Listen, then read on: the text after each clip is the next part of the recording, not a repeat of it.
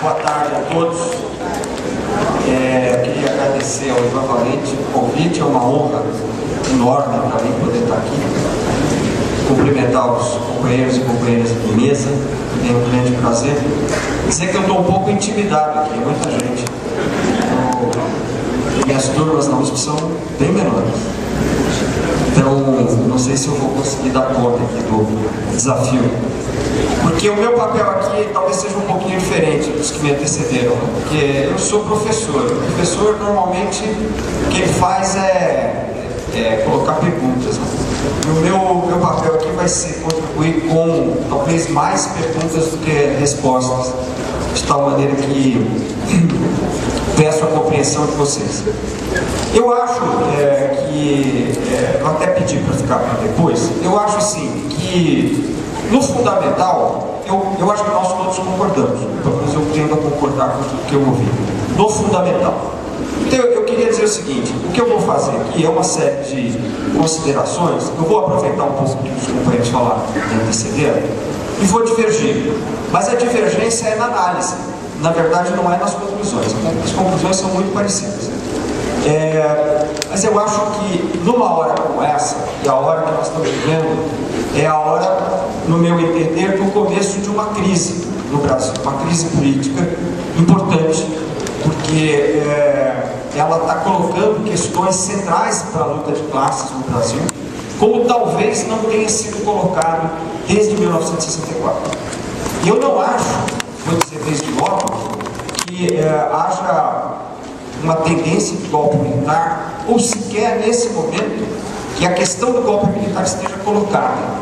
Não acho por dois motivos, porque as informações que eu tenho podem estar erradas, mas são as que eu tenho, indicam que não há predisposição dentro das Forças Armadas para qualquer tipo de intervenção, e sem intervenção dos militares não há golpe militar.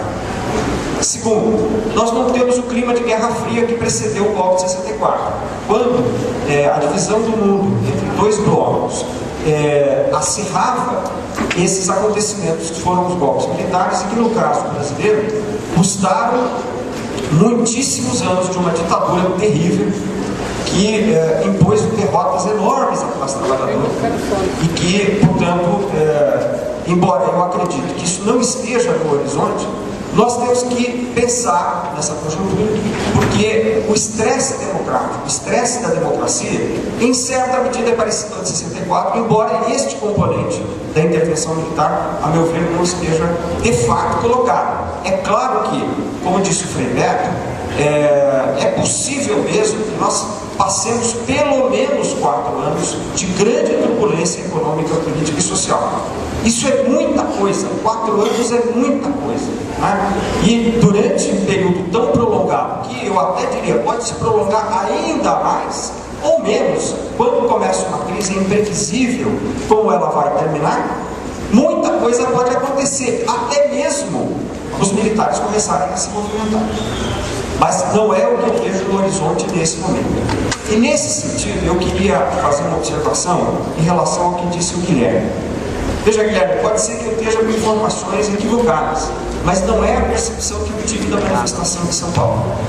A manifestação de São Paulo, que foi a grande manifestação do domingo, dia 15 de março, foi uma manifestação, a meu ver, predominantemente de centro e relativamente moderada. Os grupos extremistas existem, mas são grupos minoritários dentro dessa manifestação. Tão minoritários são que aqueles que convocaram a manifestação acabaram relativamente isolados.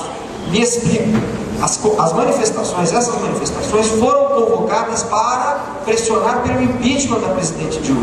E no correr do processo, esta reivindicação do impeachment ficou isolada dentro das próprias manifestações, porque não é o espírito da maioria. De tal modo que, eu diria que a maioria das pessoas que foram à Avenida Paulista no domingo passado são pessoas de centro e que fizeram um protesto contra o governo relativamente moderado, relativamente a esses grupos extremistas. Eu diria até que nós podemos fazer aqui uma gradação. Nós temos um grupo de extrema direita que está pedindo golpe militar, mas é um grupo muito pequeno e não tem nenhum interesse para nós magnificar esse grupo, dar a ele uma dimensão que ele não tem na realidade do país. Porque nós vamos construir uma análise equivocada. Nós precisamos, é muito importante, acho eu, talvez seja um viés do professor, termos uma análise correta da situação, para aí tentarmos entender o que é que nós podemos fazer. Porque eu diria que, para adiantar um pouquinho onde eu queria terminar, há uma grande perplexidade hoje dentro da esquerda em relação à situação que nós estamos vivendo. Então, eu penso que nós precisamos pensar e tentar extrair com lucidez uma direção desta análise. Depois nós temos um grupo à direita. Este grupo à direita pode ser caracterizado por aquele grupo que pediu o impeachment na Avenida Paulista. É o grupo que, na verdade, surpreendentemente, é o grupo que puxou as manifestações. É o grupo que está puxando as manifestações, mas não é o grupo majoritário. Não é o grupo majoritário. Por que é importante fazer essa diferença, Guilherme? Insisto nessa questão. Porque, do ponto de vista democrático, é muito importante eu vou adiantar uma das minhas conclusões. Eu acho que nós temos que defender a democracia. Eu acho que a esquerda tem que tomar uma posição nítida, clara, em defesa da democracia no Brasil. A democracia no mundo é uma conquista da classe trabalhadora. E no Brasil também no fundamental. Mas, na medida em que a democracia tenha um consenso, e que eu saiba, mais de 80% das pessoas que estavam na Avenida Paulista se declararam pela democracia na pesquisa que foi publicada, nós precisamos fazer disso uma coisa a nosso favor e não contra nós. Nós não podemos jogar essas pessoas nos braços daqueles que querem o golpe militar, ou o impeachment, que neste momento seria uma forma de golpe branco, porque não há nenhuma base jurídica para pedir o impeachment da presidente Dilma.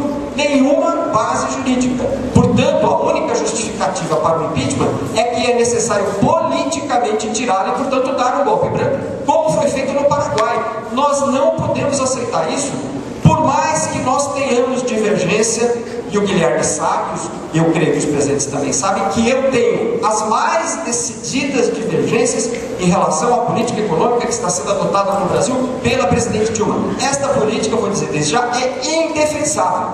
E eu, para encurtar um pouco aqui a conversa, eu diria o seguinte: é este o principal problema que nós estamos vivendo. Porque as manifestações do dia 15 de março, em última análise, são manifestações contra o governo. O problema que a Bernadette colocou, eu tenho um pouco de diferença em relação à análise anterior, mas eu concordo com ela. O problema de que não está se vendo reação à altura é porque nós não temos como defender o governo. Esse é o problema. Mas nós também não temos como não defender o governo em certa medida. Então, este é o lugar em que nós estamos empacados. E esse é o problema que nós vamos ter que resolver. Quando eu digo nós, eu digo a esquerda no seu conjunto. Por que é que nós não podemos defender o governo? Não vou tentar não repetir tudo que o Guilherme falou, porque com essa parte eu concordo integralmente.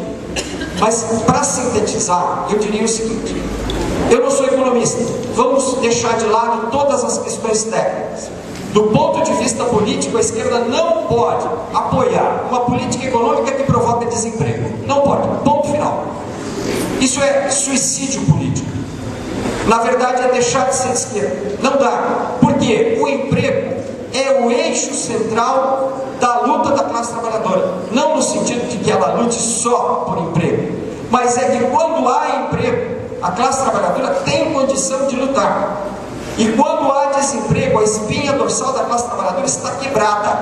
E foi nesta condição que nós começamos o processo que eu chamo de lulismo, com a classe trabalhadora com a sua espinha dorsal quebrada. Aí tem a minha divergência em relação à Bernadette. Se não foram só as opções do PT, não é? Foi também a realidade. O neoliberalismo quebrou o movimento sindical por via do desemprego. E agora nós estamos numa situação diferente. Vamos dar o crédito a quem merece. Graças ao lulismo, com todas as suas contradições, produziu uma situação de pleno emprego no país, que dá à classe trabalhadora, neste momento, condição de resistência a esta política que o próprio lulismo está fazendo.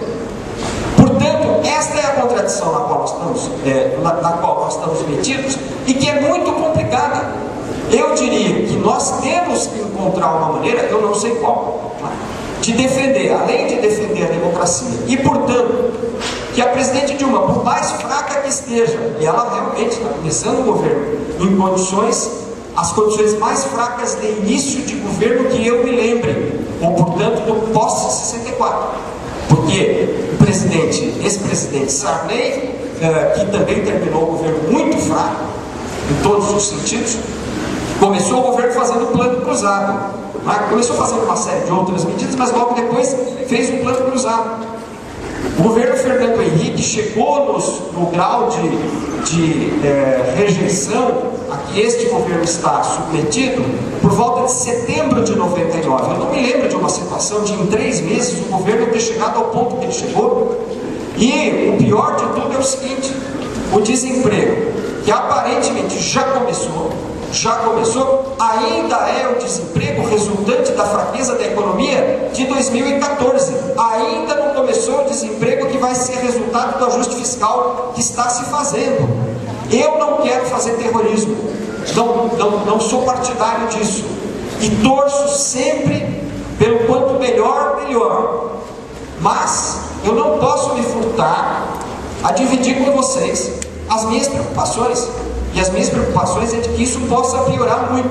Então nós temos também, desse ponto de vista, que agir rápido.